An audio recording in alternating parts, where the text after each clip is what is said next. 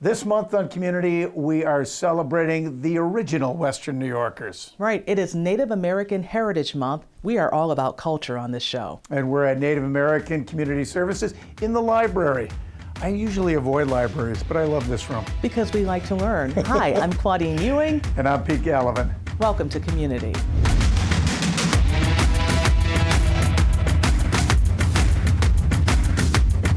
In honor of Native American Heritage Month, we are at Native American Community Services with Mike Martin.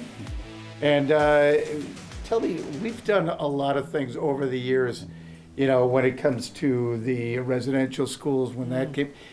Tell me how the mission here at Knox has changed over the years to kind of go along with what's happening in the community. Yeah, we're celebrating 50 years in the community. We started in 1975. Originally trying to help unemployment as a way to help our people out of poverty in the 70s. And as you know, we've always sort of evolved with the needs of the community. Of course, you know, at the time we had a lot of high rates of alcoholism. So trying to get people a job or retain a job, right. Obviously you got to remove that as a barrier. And then you start working with an individual who has maybe alcoholism or substance use issue, and then they have a family attached to them. Well, now you got to deal with like domestic violence, child abuse and neglect. And so we keep evolving as we find those barriers to our people's needs to thrive. It seems like you're looking at the whole person. Oh, absolutely. We look at it very holistically. You know, we feel very intertwined culturally with the world around us, with the natural world. We give thanks to it as part of our Gunonyo or our Thanksgiving address. When NACS was first coming in 50 years ago, yeah. You had pockets, a lot of Senecas and Mohawks on the west side, yep. But there wasn't a lot of connectivity with the territories. Yeah, there's always been a strong urban population from the Seneca territory. We also have the Tuscarora Nation here in Niagara County. A lot of people came from the largest territory in southern Ontario, like my ancestors, from the Six Nations of the Grand River Territory. I didn't mean to separate you. Yeah, but the Senecas do have a presence. And we've also had strong pockets, especially in the city of Buffalo on the west side, Lower West Side, then we came up to the Black Rock Riverside area, and then we've kind of spread out even into the outer ring suburbs. There's always been a pocket in South Buffalo, and so as Native American Community Services, there has been historically a divide between urban natives and those that are living on the territories. We've been trying to break down those divides as our community travels between and through each of the different territories, but we've been working better together and recognizing that we all have to do that. We've added a lot more positive, strength-based cultural programming, and so just because you're here doesn't mean you have issues. It just means that we're celebrating each other, lifting each other up. You've been here 50 years. How many people have you served? Oh my gosh, thousands, probably tens of thousands. We probably get about 2,500 a year that we touch. We're a small but mighty organization, but we recognize we can't do it all ourselves. And we recognize, and we want to have more opportunities for our people as well. So we do a ton of cultural competency training. And we feel when we are out there giving those teachings and those workshops that it's a gift that we share, but it all comes back to us in the end. Because we all need to know. Right. All right. Yeah. Happy birthday. Yes, thank you. Yeah, 50, yeah, another 50 years. 50 years. Yeah. That's great. Yeah. That's great for Western New York. We are the future of our language in Odahuaca, Guyana. The State Education Commissioner hearing from students in Gowanda, Lakeshore, and Silver Creek school districts. Educators say this program provides students with academic assistance and opportunities to infuse culture into the school day. Having culture in school is so important. It makes a true impact on our students' day. It makes an impact on their school experience. In addition to learning the Seneca language, students are participating in hands-on activities like creating beaded moccasins and making clay pots. Students later use those clay pots during an outdoor cooking class where they were taught to cook traditional Native American food over a fire. One student says in addition to these lessons, playing lacrosse makes him feel closer to his culture. The game is also known as the medicine game, so it helps heal us mentally, physically. Many of us are born with a lacrosse stick in our hands. Some are passed down. This one was passed down to me by my grandfather. It's more than language, it's culture, it's artistry, it's science, it's STEM and engineering, it's applying the skills they learn here in classes out into the community, mentoring younger students, being a role model for the community and thinking about what they want to do with their lives beyond Lakeshore and our high school. The work that we are collectively doing, meaning the school, the community, and our department and our Board of Regents, is really taking hold. We want them to enjoy being here, and part of that is having part of who they are in the day. Ely Parker, born in the 1800s, a member of the Tonawanda Seneca Nation, a Seneca leader, studied engineering and law, but he was denied being admitted to the Bar Association. But in 1847, he was denied admission to the bar, not because he lacked ability, but because he was Native and not considered a United States citizen. Ely Parker's posthumous admission to the New York Bar today is only the 8th such admission in United States legal history. It is the first involving a Native American. It should not be the last. Parker was born in 1828, Haudenosaunee, on the Tonawanda Seneca territory. Today, the court's action, I would put it to you, is not merely symbolic. It rights a historic wrong, and it demonstrates that the justice has no expiration date. Today is Ely's triumph, but it is also all of ours too. For we stand victorious over the prejudice of the past.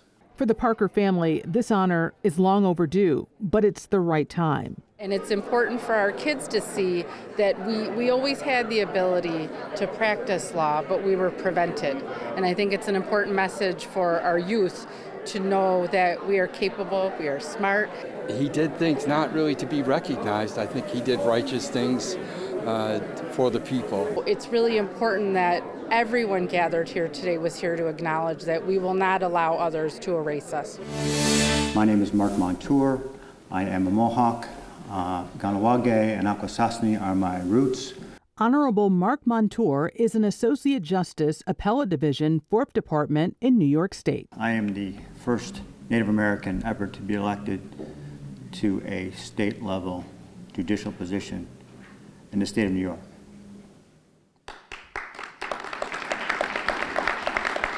I'm honored, I'm humbled to have this position, and it comes with a responsibility. Significant responsibility. I am the chairman of the New York Tribal Courts Committee. It is a standing committee of the Chief Judge. You may wonder, gee, Mark, why? You got a nice suit. But how come you're not wearing your robe like others do? And what I connected, and many connect, the black robe with the priests from the boarding schools and the horrific events that took place with those children, whether it's taken from their families, their haircut, their religion, their customs. They couldn't practice the language. So many suffered. Food, medicine wasn't really generally supplied. Many died, many perished. So, from the time I became a judge in '96, a town judge, I didn't wear a robe. And when I was elected to the Supreme Court, and in this courthouse, my courtroom was Part 4, I didn't wear a robe. And to me, that it was one way of me honoring those who have suffered in the boarding schools. Today I do wear a robe. Coming up next on Community, we are continuing our celebration of Native American Heritage Month. And an honor flight of a lifetime for some local women. Welcome back to Community. And now we're going to turn our attention to sports. Kind of. We all know lacrosse is a big part of Native culture, but it is more than just a sport. It is the creator's game, and it is also known as the medicine game. And the game of lacrosse was played even before the creation of the earth in our stories. So when you hear that, You know, it really brings us back to the origins and understandings of what that means to the Haudenosaunee people and many Native nations, that it was with us even before this land was here, even before the waters were here, that we had a version and understanding of it. The Creator gave us this game to honor Him with. So you play it with a good mind and a good heart. It takes away all the pains, all the sorrows. You're just free for the day. To me personally, I feel like it helps heal your mind, your body, and your soul. But it's not only the game itself, it's about tradition, passed down through generations, like the art of stick making, picking out the right tree, usually hickory or ash, splitting the logs, steaming the wood to soften it, and then bending it in these metal forms. And then comes the fine woodworking to give the stick its final shape before the string goes in. It's important because a lacrosse stick is often the first thing a newborn receives. Rod made this miniature stick for his child, who was due any day when we spoke. They feel the spirit of the game in them when they're born, so that will immediately go. Taking it to the hospital, putting it in his little crib, and he's going to have it just as soon as he's born. It's one of the first things he's going to have. And just as promised, when Arenda Herring was born last month, the stick was with him. And it's fitting because for many, the game is a link between the past and the future. It can be in the way of playing with your ancestors and your brothers and everybody that comes to play. And the camaraderie and love and spirit behind it, that's medicine. And Dr. Rodney Herring knows a thing or two about medicine. He is also the chair of the Department of Indigenous Cancer Health at Roswell Park. So when we play, he's happy. When we play, we're happy, and our communities are happy. But he also believes that Western medicine and traditional beliefs can go hand in hand. It could mean me going into the forest here to get wood to make lacrosse sticks. That's part of the medicine of being healthy and physical activity and being at one with your environment, understanding it. This is where it all brings us back to in our understandings and love for the game, is being here. This is who we are. And so I'll run through these woods here. And as I'm running, you know, that's part of like connecting, and I'll have my stick and I'll be playing, you know, dodging trees and cross-checking, and I'll be playing here in the woods. And it's really important to connect with that. And as I'm going through the forest, I'm looking at different trees. I'm looking at trees, not only ones that might be good for sticks, but I'm also looking for medicine. I'm also looking for good hunting spots. I'm also looking for good fishing spots. In the springtime, I may be looking for wild onions for our traditional soups. So it's all part of that, part of the game. That's part of the medicine of understanding who we are. That's part of the medicine of the game. So it isn't just what you see on the field. It's this. This is the game. November is the month that we also salute veterans. And so recently there was an all-women honor flight. Yeah, the first ever. Alyssa Clausel took the trip with them.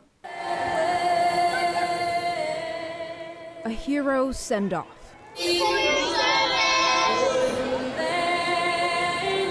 Is only right for these Western New York veterans embarking on the trip of a lifetime. I'm very excited for this trip. This group of women, none a stranger to the front lines of history, once again finding themselves at the forefront of first. I opened the doors for a lot of people, and so did everybody else. Yes. The first ever all-women's Buffalo Niagara honor flight, a journey that takes veterans to Washington, D.C. to visit the memorials and the monuments that honor their service. I did not expect the tears at the very start of this. It's a trip full of emotion, not just for the 35 veterans aboard, but for the partners and guardians honored to join them. It means a lot that we're being able to, take all of our veterans and be able to be a part of their story. And then they were off. The Buffalo Niagara chapter of the All Women's Honor Flight list today. So welcome, a special welcome to all of you, and thank you for all your service.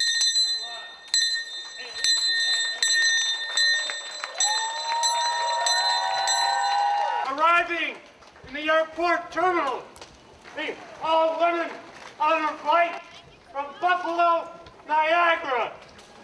God bless our veterans. God bless America. The first stop, the World War II Memorial, where Jeff Miller, the man who helped start the National Honor Flight Network, was there to greet the woman, broadening the meaning of service and sacrifice.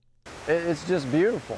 I mean, you see how diverse it's become and how inclusive it is to make sure nurses who kept all these people put back together and getting home and to get the attention that they earned and deserve. It's very gratifying. And the Vietnam Veterans Memorial hit home for veterans like Chief Wendy York. This one is important because I just lost a very, very close friend who flew during Vietnam. Through conflict and loss, one thing always kept them going. We have mail call for you. Letters from home. Mother Brown, I'm Francis. I just want to take a moment to tell you how much you mean to me. It took such courage, especially as a young black woman, stepping into such a difficult time. These women creating a family of their own on this trip. One of the girls did say, I don't even know half your names, but I feel like I've known you girls forever. And I turned around and I said to her, ditto. Sisters in arms, their mission complete, returning home once again to the ones they fought for. I expected maybe a few from what I'd heard, but not anything like this at all. A hero's welcome, because you can't spell hero without her. Also in the month of November, many of you went to the polls. Yeah, and this year, Election Day was a groundbreaking election day. Historic for many. There was something happening where the Democrats gathered on election night in Erie County. Voters in the town of Amherst made history. They elected John Davis, bringing diversity to the town board. He has served on committees, including the planning board.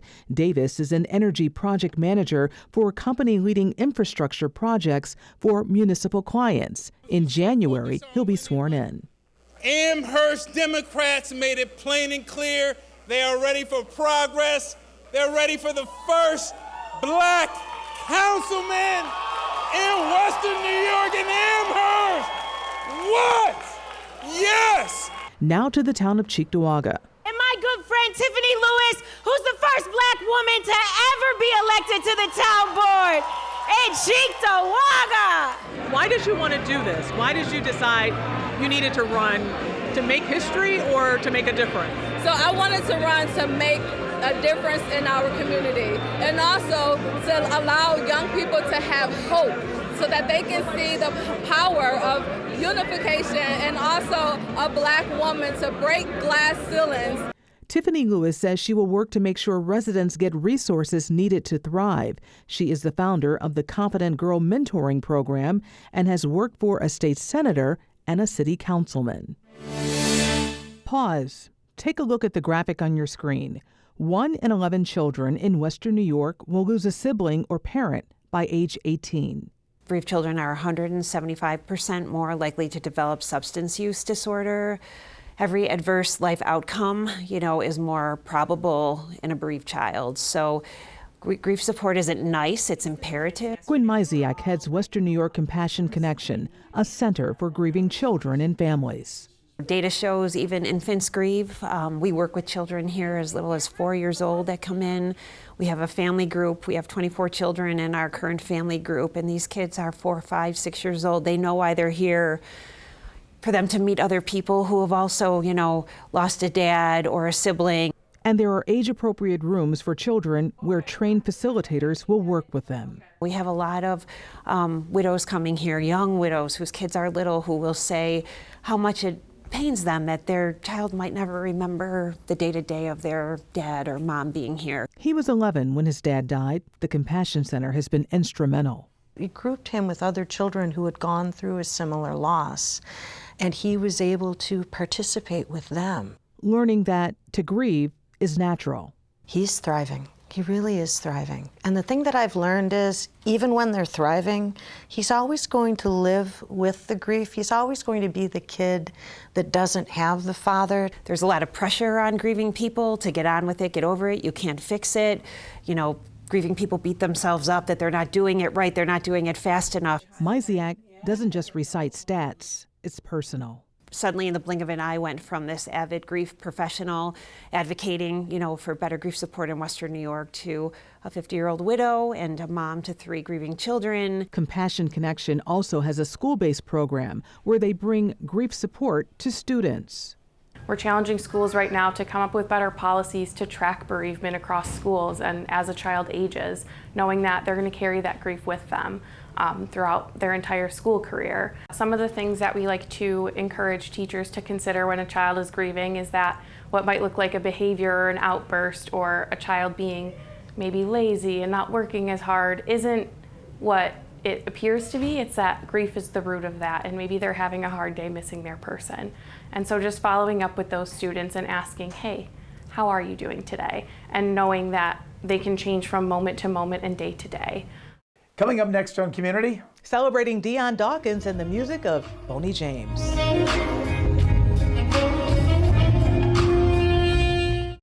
It is my honor as the 63rd mayor of the city of Buffalo to present you with the key to the city of Buffalo.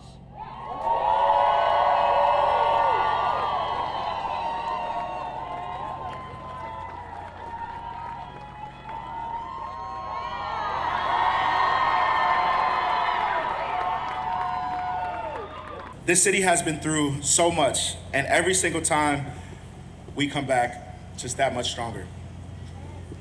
That's the Buffalo spirit, and I'm honored to be even a small part of it. To the youth in this community, your zip code definitely does not determine your destiny. Who more deserving than my boy, Dion? He works hard for this city. We love this city. Go Bills! There's so many players that come through here. They don't have to accept them. Oh, well, he's here for a year. Oh, cool. Like, we're gonna get our quick fix and he's out, right? But they have accepted me and accepted my family. And I think that that's one of the most beautiful things that somebody can ask for.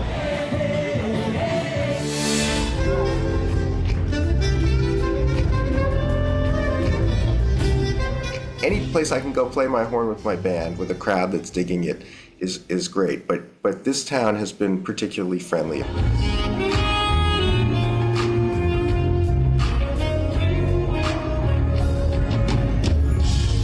It's something about your music, right? It seems to resonate with all types of people, all crowds, and it also shows the purity of music. Well, I appreciate you saying that. That feels great to hear. I'm just trying to make music that makes me feel a certain way. I love music that can relax me or inspire me or, take me out of day to day and just put me in that wonderful space that music can put you in.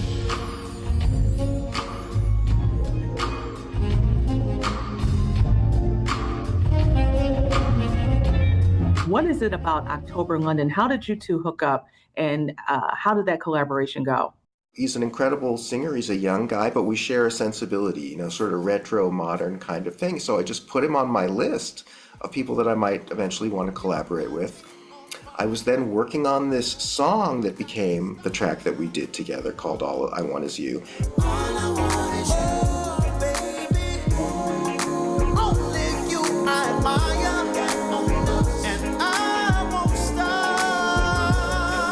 But there was that one performance that caused everybody to pause for a moment. You want to talk about that and what happened afterward? People often ask me about my most memorable moments on stage, and this is right up there. I was saying, "Thank you, good night, Buffalo," as I do with the horn over my head, and I turned around to walk off stage, and I caught my leg on the edge of the keyboard riser and just face planted down on the ground. And smashed my horn with all of that velocity on the ground and really messed the horn up, wouldn't play at all, and bruised myself, tore my favorite suit. I mean, it was a nightmare in front of the audience. So that's a big Buffalo memory. Did manage to get the horn fixed the next day. David Sanborn hooked me up with his New York City-based repairman, and so no harm, no foul, really. But that was at the Buffalo State.